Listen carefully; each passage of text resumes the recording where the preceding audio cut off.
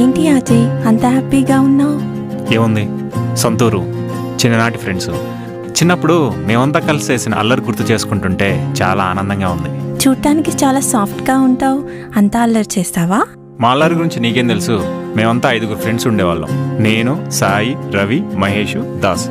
ఒకరోజు మేమంతా కలిసి తోటలో పుచ్చకాయలు దొంగతనానికి వెళ్ళాం. మేము 4 పట్టుబడ్డాం. కానీ రవిగాడు మాత్రం దొరకకుండా పరిగెత్తాడు. నాకు నైక్ షూ అంటే చాలా ఇష్టం. ఇప్పుడు కొందామన్నా డబ్బులుండేవి కావు. ఒకరోజు సడన్గా సాయిగాడు వచ్చి నాకు నైక్ షూ ఇచ్చాడు. ఏంట్రా ఇది అంటే, నీకు ఈ షూ అంటే ఇష్టం కదరా అన్నాడు. ఆ రోజు నుంచి నాకెప్పుడు డబ్బులు అవసరం ఉన్నా అడగకుండానే ఇచ్చేవాడు. ఇక మా దాస్గాడు ఒకరోజు స్కూల్కి కలెక్టర్ వచ్చాడు.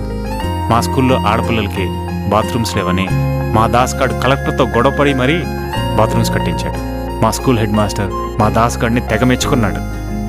మంచి చేయడానికి ముందుండేవాడు. వాడి కళ్ళ ముందు ఏ అన్యాయం జరుగుతుందన్నా ఎదిరించేవాడు. డ్రైవర్, కారాపు.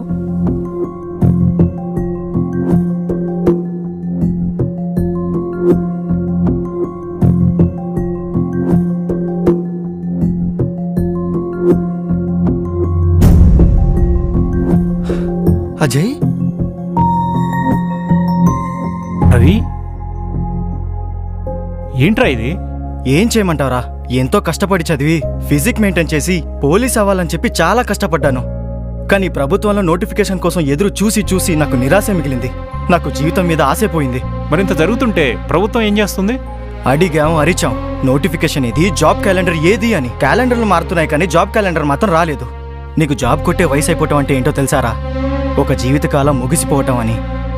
గత ప్రభుత్వాల్లో జాబ్ చేస్తూ చేస్తూ వయసు అయిపోయి రిటైర్ అయ్యేవారు.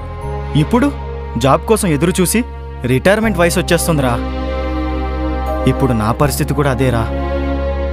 ఒంటి మీద దెబ్బ కొట్టకుండా మా కలల మీద దెబ్బ కొట్టాడ్రా ఈ సీఎం.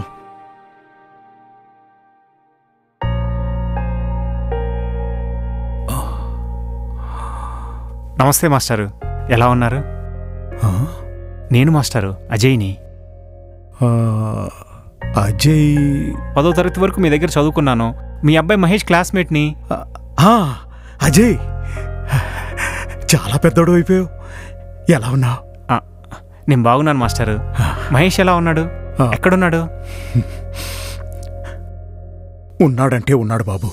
మాస్టారు, మహేష్కి ఏమైంది? నేను తీసుకున్న ఒక నిర్ణయం వాడి జీవితాన్ని నాశనం చేసింది. ఏమండి, ఈసారి ఎవరికి ఓటేద్దామండి? ఇంకెవరికేద్దాం? జగన్కే వేద్దాం. అతను కోటేద్దామంటావేంది నానా? అతనిపై 30కి పైగా కేసులున్నాయి. 43,000 కోట్లకి ఆర్థిక నేరస్తుడు. ఈడీ కేసులో ముద్దాయి. తండ్రి అధికారాన్ని అడ్డం పెట్టుకొని ఎంతో అవినీతి చేసినా అతనికి ఓటేమంటావు? ఒకసారి ఛాన్స్ ఇవ్వమన్నాడురా, ఇచ్చి చూద్దాం. ఆర్థిక నేరస్తుడికి రాష్ట్రాన్ని అప్పజెప్పకూడదు నాన్న. అంతా నాశనం అయిపోతుంది. చూడు మహేష్, సిపిఎస్ రద్దు చేస్తానన్నాడు, పిఆర్సీ పెంచుతామన్నాడు, ఏటా జాబ్ క్యాలెండర్ రిలీజ్ చేస్తానన్నాడు. దానివల్ల నీకు ఉద్యోగం వస్తుంది కదా. అంతేకాకుండా మద్యపాన నిషేధం చేస్తానన్నాడు. ఒక టీచర్గా మద్యం లేని సమాజాన్ని చూడాలనుకుంటున్నానురా. ప్రభుత్వాలు సగం మద్యపానం మీద వచ్చే ఆదాయంతోనే బతుకుతున్నాయి నాన్న. అది సాధ్యమేనా నాన్న? నాకైతే నమ్మశక్యంగా లేదు. ఒక ఇంటి పెద్దగా నిర్ణయం తీసుకున్నాను. ఈసారి ఓటు మాత్రం జగన్కి వేయాల్సిందే, అంతే. ఆ రోజు నాలాంటి ఎంతో మంది తల్లిదండ్రులు తీసుకున్న తప్పుడు నిర్ణయం వల్ల మా అందరి జీవితాలు నాశనమయ్యాయి బాబు. మాస్క్ సరిగ్గా పెట్టుకో. ఏ బాబాయ్, మాస్క్ పెట్టుకో. నువ్వు పెట్టుకో నాయనా. ఇక బాబు కొంచెం డిస్టెన్స్ పాటించు. ఏ బాబు, లైన్లో రా నాయనా, లైన్లో చెప్పడానికి.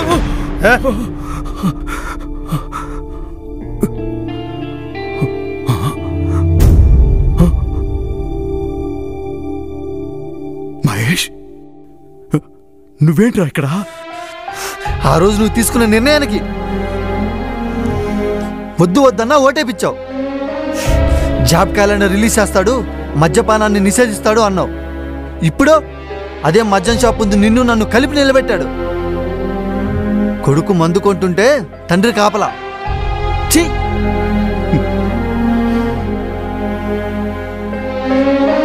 వందలాది మంది పిల్లలకు చదువు నేర్పించాను, సంస్కారం నేర్పించాను.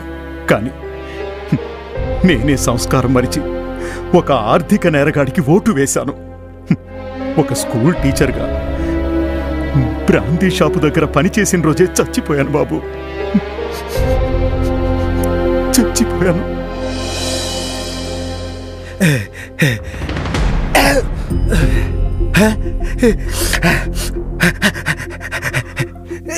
వాడెవడో గుర్తుపట్టేవారా?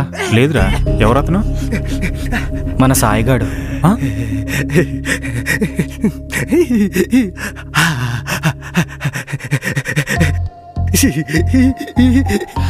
డ్రగ్స్కి గంజాయికి అలవాటు పడి ఇలా అయిపోయాడ్రా.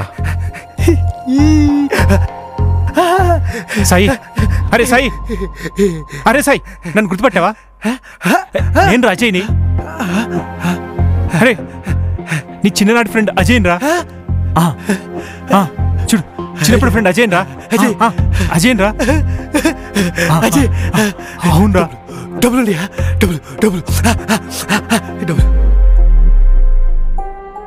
రే అజయ్, ఎందుకురా స్కూల్కి రాలేదు? ఇదిగో ఈ 200 ఉంచుకో. వద్దులేరా, నీకు అవసరం ఉందని నాకు తెలుసు, తీసుకోరా. ఏంట్రా ఆలోచిస్తున్నావు? వాడు చిన్నప్పుడు నేను అడక్క ముందే డబ్బులు ఇచ్చేవాడ్రా, కానీ ఇప్పుడు వాడే అడుగుతుంటే ఎంతైనా ఇవ్వాలనుందిరా. కానీ ఇస్తే నేనే చెడగొట్టిన వాడిని అవుతానేమోనని భయంగా ఉందిరా. ఆల్రెడీ చెడిపోయాడ్రా.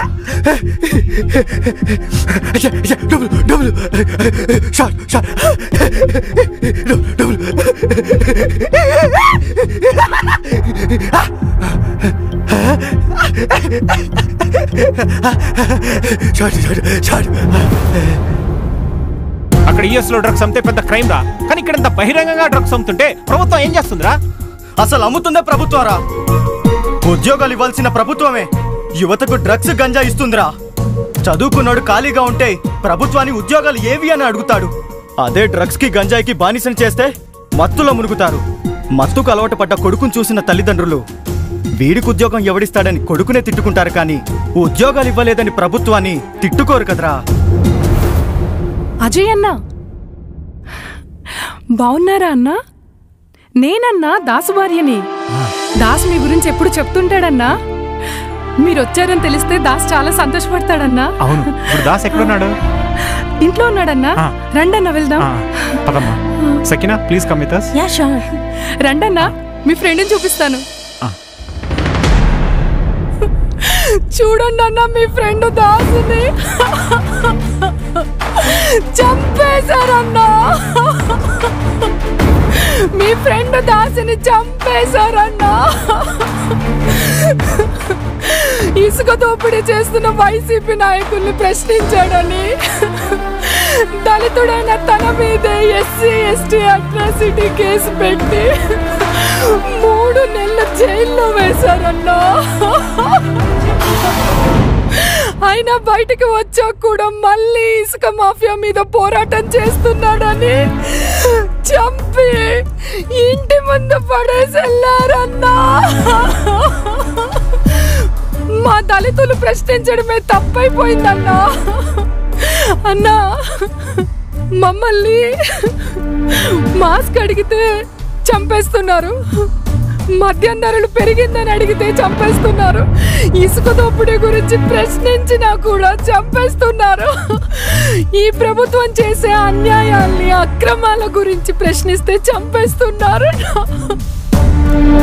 మా దళితులకి ఈ ప్రభుత్వంలో రక్షణ లేదన్నా. చిన్ననాటి స్నేహితులతో సంతోషంగా గడుపుదామని వచ్చాను, కానీ ఎవరి జీవితాల్లో కూడా సంతోషం లేకుండా చేసింది ప్రభుత్వం. చదువుకున్న వాళ్ళ పరిస్థితి ఎలా ఉంటే ఇంకా పేద ప్రజల పరిస్థితి ఎలా ఉంటుందో ఆలోచిస్తేనే భయంకరంగా ఉంది. చెల్లెమ్మ, దాసుగాడు చనిపోయాడు, కానీ అన్యాయాన్ని ఎదిరించే వాడి పోరాటం మాత్రం చావలేదు. ఈ రోజు నుంచి వాడి పోరాటాన్ని నా భుజానికి ఎత్తుకుంటున్నాను. దళితులపై, బలహీనులపై హత్యలతో, మానభంగాలతో, మారణ కాండాలతో 5 ఏళ్లు ఒక రాక్షసుడు నరకం చూపించాడు. ఆ పాలన నుండి మన సీమాంధ్ర ప్రజల విముక్తి కొరకు నేను నిలబడతా, వాడిని పడగొడతా. ఇది చనిపోయిన నా మిత్రుడు సాక్షిగా ప్రతిజ్ఞ చేసి చెప్తున్నాను.